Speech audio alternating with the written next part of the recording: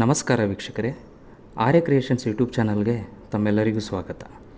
ತುಂಬ ದಿನಗಳ ನಂತರ ಒಂದೊಳ್ಳೆ ನಮ್ಮ ಕನ್ನಡ ಚಿತ್ರವನ್ನು ನೋಡಿಕೊಂಡು ಬಂದೆ. ಅದೇ ಎಲ್ಲೋ ಜೋಗಪ್ಪ ನಿನ್ನ ಅರಮನೆ. ಸಿನಿಮಾ ಹೇಗಿದೆ ಅಂತ ರಿವ್ಯೂ ಮೂಲಕ ತಿಳಿಸಿಕೊಡ್ತೇನೆ, ಬನ್ನಿ.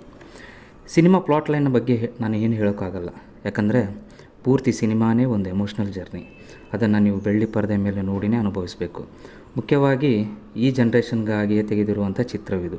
ಸಿನಿಮಾದಲ್ಲಿ ಒಂದೊಳ್ಳೆ ಕಥೆ ಇದೆ, ಸ್ಕ್ರೀನ್ ಪ್ಲೇ ಇದೆ, ಸಮಾಜಕ್ಕೆ ಒಳ್ಳೆಯ ಸಂದೇಶವನ್ನು ಕೂಡ ಕೊಟ್ಟಿದ್ದಾರೆ. ಕುಟುಂಬ ಸಮೇತ 1-2 ಗಂಟೆ ಆರಾಮಾಗಿ ನೋಡುವಂಥ ಚಿತ್ರವಿದು.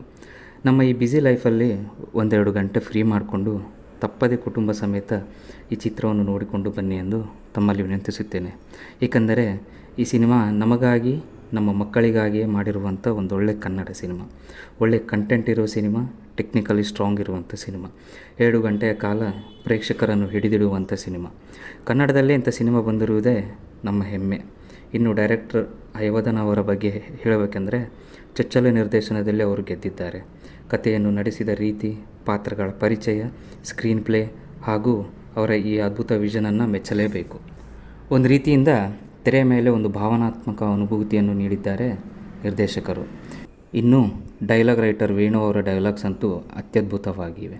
ಸಿನಿಮಾಟೋಗ್ರಫಿ ಸಿನಿಮಾದ ಜೀವಾಳ ಅಂತಲೇ ಹೇಳ್ಬೋದು. ಬೆಂಗಳೂರಿನಿಂದ ಗಂಗೋತ್ರಿಯವರೆಗೂ ಸಾಗುವ ನಾಯಕನ ಪಯಣದ ಕಥೆಯನ್ನು ಕಣ್ಣಿಗೆ ಕಟ್ಟುವಂತೆ ತೋರಿಸಿದ್ದಾರೆ DOP ನಟರಾಜ್ ಅವರು. ಅದನ್ನು ಬೆಳ್ಳಿಯ ಪರದೆ ಮೇಲೆ ನೋಡುವುದೇ ಚೆಂದ. C. ರವಿಚಂದ್ರನ್ರವರ ಎಡಿಟಿಂಗ್ ಕೂಡ ಅಷ್ಟೇ ಅಚ್ಚುಕಟ್ಟಾಗಿದೆ. ಇನ್ನು ಶಿವಪ್ರಸಾದ್ ಅವರ ಮ್ಯೂಸಿಕ್ ಹಾಗೂ ಬ್ಯಾಕ್ಗ್ರೌಂಡ್ ಮ್ಯೂಸಿಕ್ ಕೂಡ ತುಂಬ ಚೆನ್ನಾಗಿದೆ. ಸಿನಿಮಾದ ಪ್ರತಿಯೊಂದು ಹಾಡು ಪ್ರೇಕ್ಷಕರ ಮನದಲ್ಲಿ ಉಳಿದುಕೊಳ್ಳುತ್ತವೆ. ನಾಯಕ ನಟರಾದಂಥ ಅಂಜನ್ ನಾಗೇಂದ್ರ ಅವರ ನಟನೆ ಅದ್ಭುತ.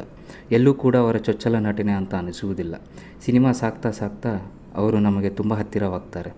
ಇನ್ನು ನಟಿಯರಾದಂಥ ವಿನಯ್ ರಾಯ್ ಹಾಗೂ ಸಂಜನಾ ದಾಸ್ ಅವರ ನಟನೆ ಕೂಡ ತುಂಬ ಚೆನ್ನಾಗಿದೆ. ಶರತ್ ಲೋಹಿತಾಶ್ವ ಹಾಗೂ ಬಿರಾದರ್ ಸರ್ ಅವರ ನಟನೆ ಕೂಡ ತುಂಬ ಅದ್ಭುತವಾಗಿದೆ. ಚಿತ್ರದಲ್ಲಿ ಉಳಿದ ಪಾತ್ರಗಳೆಲ್ಲವೂ ಕೂಡ ತುಂಬ ಹತ್ತಿರವಾಗ್ತಾ ಹೋಗ್ತವೆ. ಅಂಥ ಅದ್ಭುತ ನಟನೆ ಮಾಡಿದ್ದಾರೆ ಉಳಿದ ಕಲಾವಿದರು. ಇಂಥ ಅದ್ಭುತವಾದ ಚಿತ್ರವನ್ನು ನಮ್ಮ ಕನ್ನಡದಲ್ಲಿ ನಿರ್ಮಿಸಿ ಕನ್ನಡ ಪ್ರೇಕ್ಷಕರಿಗೆ ನೀಡಿದ ನಿರ್ಮಾಪಕರಾದ ಪವನ್ ಸಿಮಿಕೇರಿ ಹಾಗೂ ಸಿಂಧು ಹೈವದನ ಅವರಿಗೆ ಹೃದಯಪೂರ್ವಕ ಧನ್ಯವಾದಗಳು. ಇಂತಹ ಸಿನಿಮಾಗೆ ಚಿತ್ರಮಂದಿರಗಳ ಕೊರತೆ ಇರುವುದು ತುಂಬ ಬೇಸರದ ಸಂಗತಿ.